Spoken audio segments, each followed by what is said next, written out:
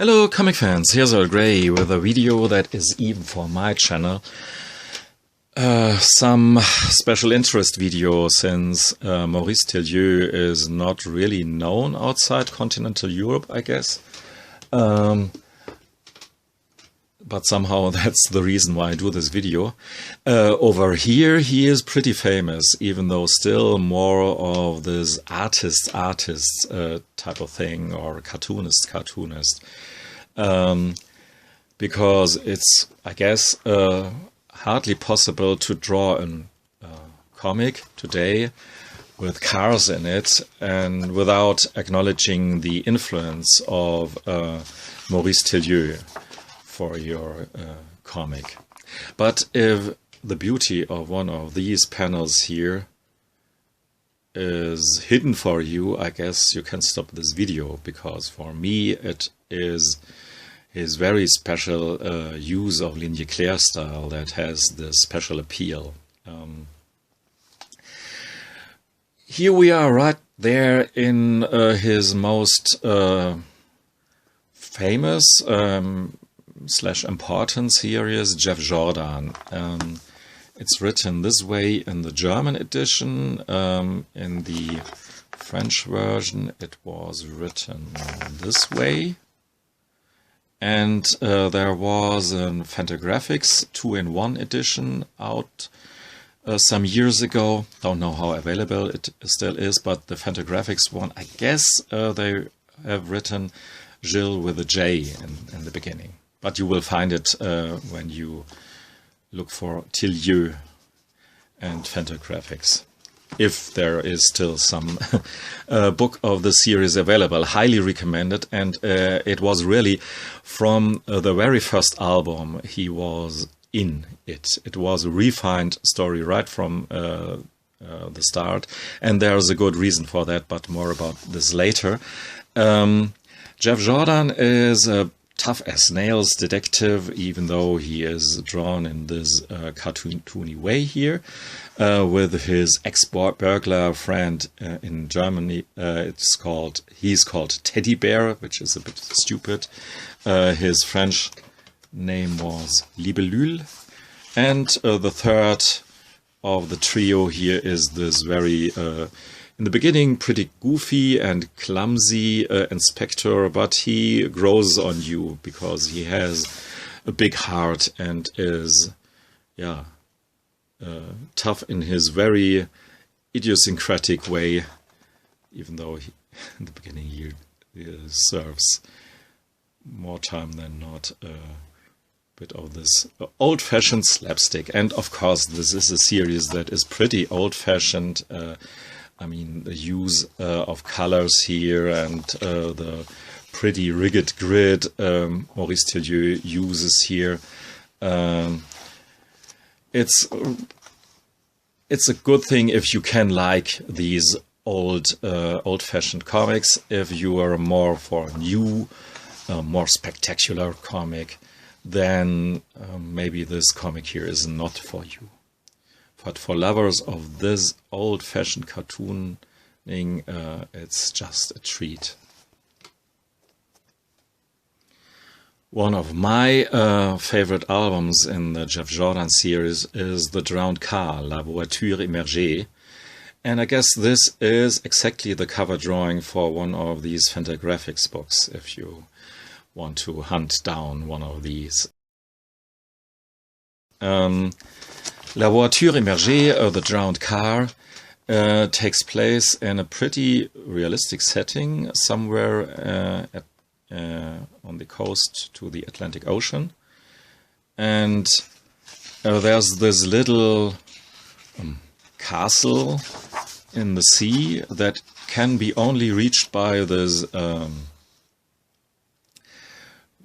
street that is flooded every time the tide gets high, and so you have to be either on the shore or at this castle. If you're on the street, you will be taken away by the water, and so that's the place where some murder took place. And our trio has to solve the case. And again, we have lots of these fantastic panels. I mean, for me, it can't get better with this, like in panels like these here, with this cat running away and this old-fashioned, that's the car of Gil Jordan. I guess it's a Dauphine or somehow it's called. Yeah, Maurice Tillieux was really a lover of cars, and he was really into. I guess if he wouldn't have become a cartoonist, he would build cars instead. So it's a bit ironic that he died in a car accident much too soon. Which is somehow the reason why I think of him a bit as of the Belgian Alex Raymond, even though the art style is very different. But somehow he had this air of cartoonist gentleman. I don't know if this is the real impression I have of Mr. Raymond and Mr. Tillieux. So, of course, a lot of goofy cartooning, and our burglar guy, Teddy Bear here, is really for the for the stupid jokes. But look how these characters and even the side characters, and even though they are just drawn in this cartoony way, develop a real character and believable emotion, and there's a lot of action for this book. Maurice Tillieux was a bit unsatisfied with this series because it was so aimed at kids, and his chef at Dupuis, the publisher Charles Dupuis, wanted all his cartoonists to draw in an André Franquin style. So, which means a bit more funnier, but more light-hearted, more goofier, bigger head, smaller body. But Maurice Tillieux actually wanted to do more realistic proportions, like Hergé did. And so there was always the struggle, and one of the ways he solved it that was that he drew lots of panels with his characters without their feet, so you just couldn't figure out how big they were. But actually, that's just something that you read somewhere and you think, okay, maybe that was so, or it wasn't. I feel that the series here was a perfect combination of realism and cartoony style. To showcase his amazing abilities in drawing cars and car chases, this is a sequence out of the 4th album, in which Gil Jordan has lost consciousness, and now the bad guy is at the wheel here. And what follows is somehow almost a dance for a car and some truck here. And this realism was unheard of before in European cartooning and comics. And the sequence that followed can be enjoyed without text as well, I guess.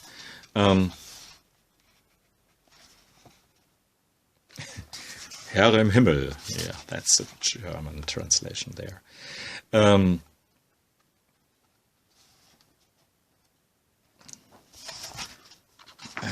yeah, it gets pretty dramatic right there.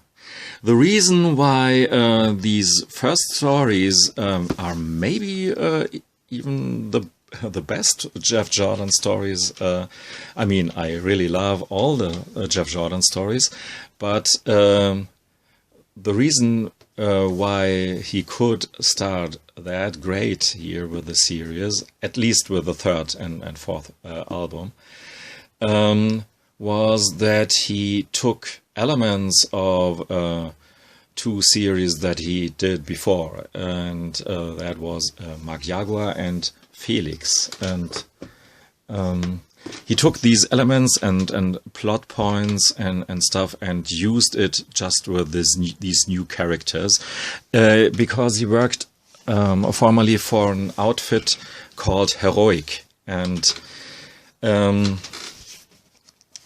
with this publisher, he had a series that was called Felix, Heroic albums, and amongst other stuff like this here. I mean, his pretty early ways of cartooning stuff. But you see here, this has almost, yeah, from today's perspective, you would say, okay, this is Charles Burns, but actually the whole evolution of the style here is, of course, a bit differently, 180, so to speak. So he has really this very old-fashioned classic cartooning that was modern at the day. And here's his series, Felix. And this is, so to speak, the proto Jeff Jordan. And haven't read Felix since there's no German translation of the series. But I really would like to and compare it with the newer Jeff Jordan stories, because obviously just when you look at some of these pages, you see that they were reworked and reused for Jeff Jordan comics.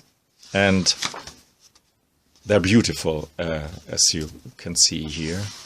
And these reproductions are beautiful. In this book that I showcased you in one of my recent videos about art books, and this was done by the Paris-based Galerie Daniel Magin, and I can't praise their books enough. And if you're a fan of European cartooning or cartooning in general, you should check out their website. There you have their name, Daniel Magin.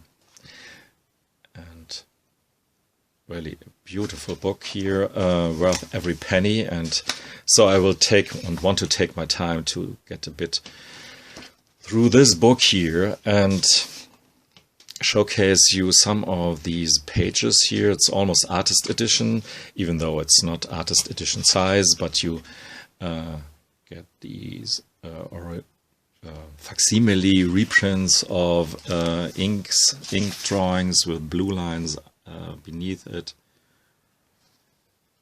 And yeah, and somehow, even though Felix is, of course, a very cartoony character, I really think I understand what Maurice Tillieux meant when he complained later on that he was not so satisfied with Jeff Jordan, since the series was aimed very much at kids.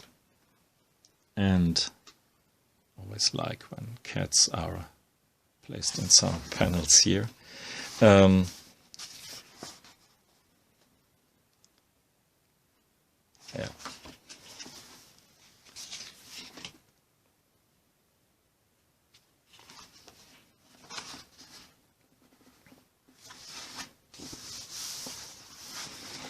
That's just beautiful stuff.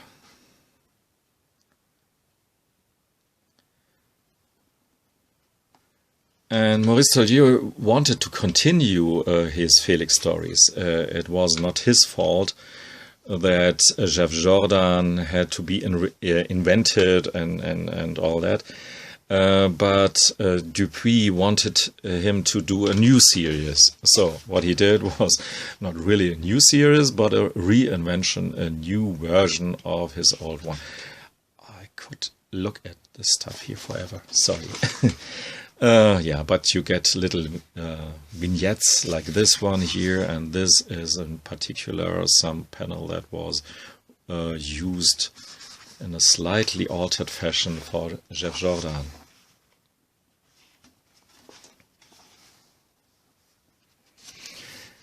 It's of course aged not always, you would say, in not a good way, because of, yeah, you would have a hard time finding some female characters in this comic here. It's all boys and men, really, but that's what was how it was done. And look at the dynamic in this panel here. It's almost a combination of, I don't know, Peter Bagg and EC Comics, just in one panel.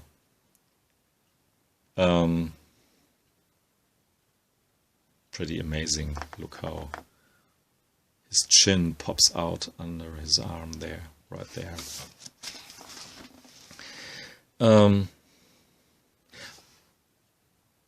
And the light tower here.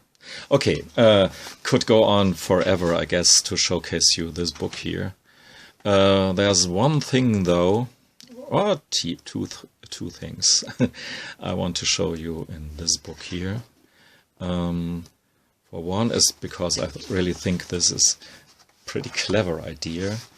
They put in this translucent paper, like you have it sometimes in artist editions or something like this. And this is the color guide for by Maurice Tillieux for this page here. So you have a reprint of this page, and you can put this overlay here on top. And you see, if you stretch this page a bit, I don't want to rip it apart, but you see where all the colors should fit in there.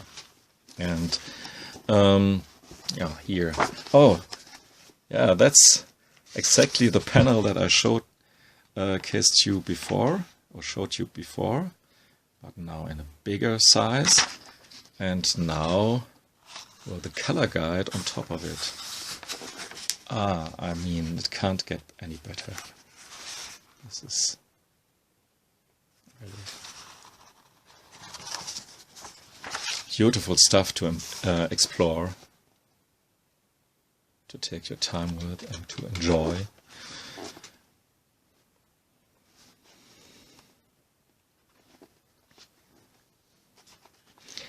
I lied a bit in terms of the female characters. Here is Stephanie, I guess.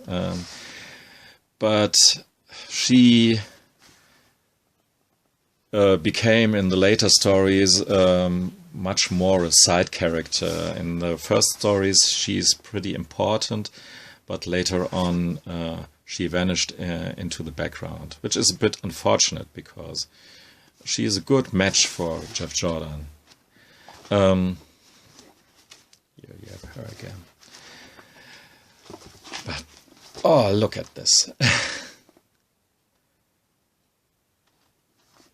It's just good art. I mean, comics or not comics.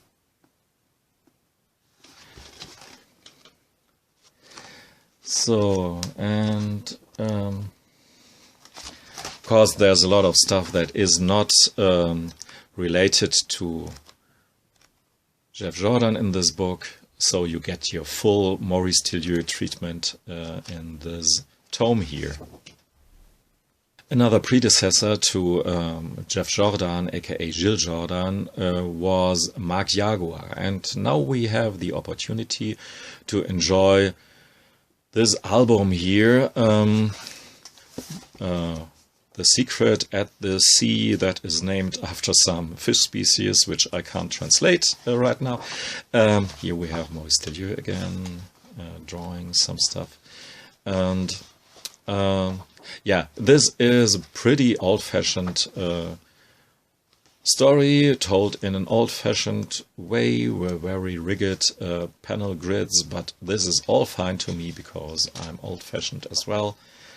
Really love this part here, this album that is collected in this nice hardcover edition with bonus features and all that, and reprints of the originals.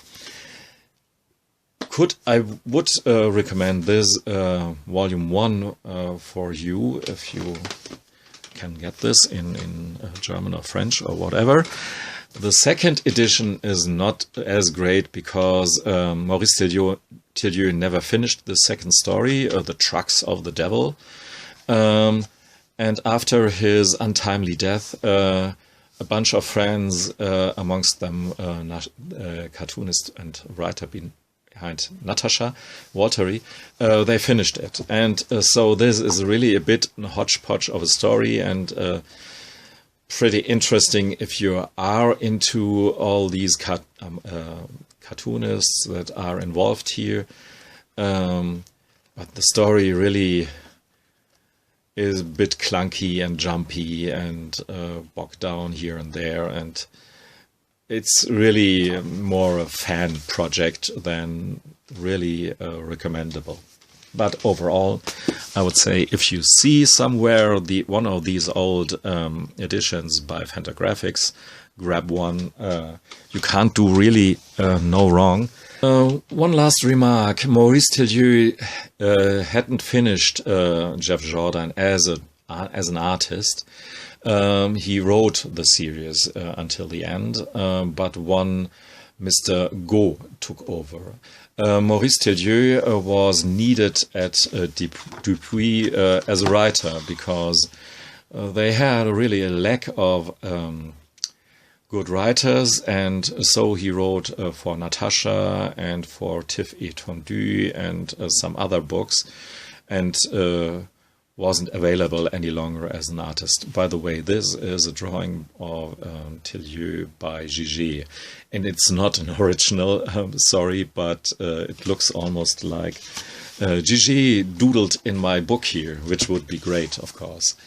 And here we have Maurice tillieux over there, and there Gil. And I can't tell you how much Gil became close to my heart. Every time he pops up here and there as a side character in the biographies of the other artists, he always winds up to be a really important character and a nice and one and so on. So Gil is at least as important as Möbius, I think, for European cartooning. This more drawings. Yeah, these pages here show how difficult it actually is to adapt this seemingly deceivingly simple-looking cartoony style by Maurice tillieux. So these are drawings of Gauss who continued the Gil Jordan stories in the last volumes, or the last albums collected in this volume. And you see the zillion of pencil strokes he had to take to get really the knack for these characters here.